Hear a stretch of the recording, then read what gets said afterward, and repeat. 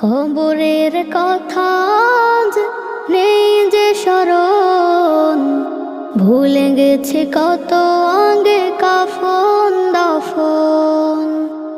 মাটিরও দূরে হায় নীরবে মানুষ ঘুমায়, এখনো উদাস হয়ে আমি সারাক্ষণ। ইয়া মুহাম্মদ মুস্তাফা নবী সাল্লে আলা, ইয়া মুহাম্মদ মুস্তাফা নবী